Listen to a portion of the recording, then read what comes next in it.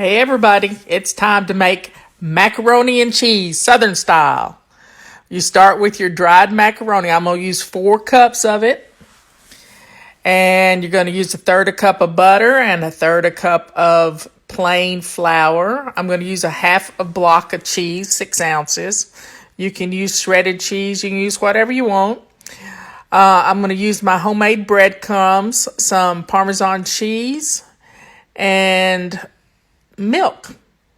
It can be any kind of milk. I'm going to use heavy cream, but it can be evaporated milk. It can be powdered milk.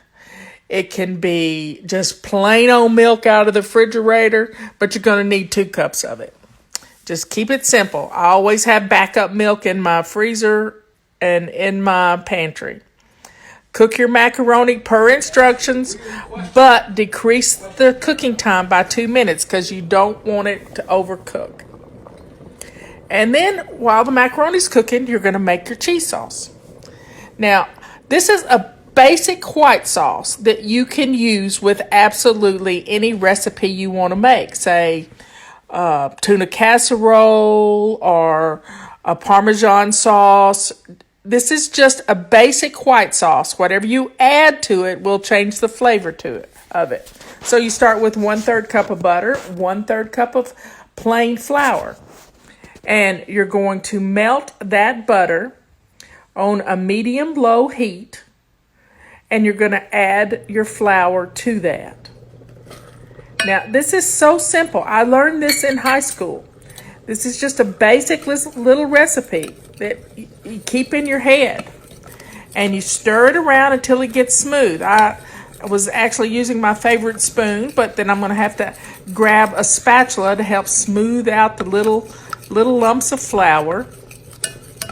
And you want this to cook around so that it gets rid of the flour taste. So let it get bubbly and keep getting it smooth. Get that out of there. And you're going to have a lot of, you're going to have over 2 cups of a sauce here that you can add tuna to, you can add chicken to it, you can add cheese to it, you can add Parmesan to it, you can add onion to it. You can do just about anything to this recipe. And this is going to be a basic in your kitchen. It's going to be a wonderful tool for you to not have to use a can of soup every time you want to make something. You can whip up your own sauce. Now, we're putting cheese in this sauce, and cheese is salty, so you might not want to use as much salt as I've used. And then I'm going to use pepper. Some people like to use a white pepper, but I like pepper. So I'm going to use regular pepper in my sauce. And I'm just going to keep stirring it around, and it continues to cook the flour up, and it's all bubbly. This is still on medium right now, medium-low. See, and I'm going to turn it down all the way on low right now because I'm going to start adding the milk to it. Now, I'm using whipping cream. I'm using heavy cream, but you can dilute the cream with water, and I'm only going to add a little at a time. See how that goes and incorporate. If you add all the 2 cups in there at one time, it's going to be lumpy. But if you add just a splash of it at a time and let it get incorporated, and then add another little splash of it, it's 1/4 cup to a 1/2 cup, and you just keep stirring. And this sauce is so easy to make. It's the basis for most anything you want to cook in the kitchen. This is pretty much gravy. I mean, you could add chocolate to it and make chocolate gravy. You could do lots of things with this sauce. So your macaroni has cooked, so you need to drain your macaroni. I didn't try to drain it make a video of it because I almost got burned yesterday. So you drain it, but then you got to spray it with cold water. And the secret to spraying it with cold water is to stop the cooking process. So keep adding, cooking on low, and you're going to get all the milk incorporated in the process, and you're just going to let it simmer Just going to let it simmer. Your macaroni's quit cooking, and you're just going to let this simmer. Now, while this is simmering, you can cut up your cheese. I'm going to use a half of this block. I'm not going to use a whole block. I'm going to use a half. If you want more cheese in it, by all means, use the whole block. But I'm only going to use a half a block. This sort of helps you spread your cheese out and make it go farther. And you're going to cut it into half-inch cubes. And then you're just going to add those little cubes to the cheese, to the white sauce.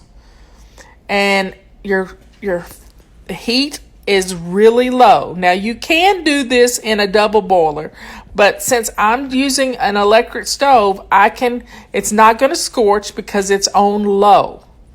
And you just keep stirring, and things will start to melt. And I don't have to stir it the whole time either. I'm going to take my macaroni and put it back in the pan so that when it comes time, I can add the cheese sauce to it and not mess up my casserole dish. I want the casserole dish to be pretty and clean for my Thanksgiving table.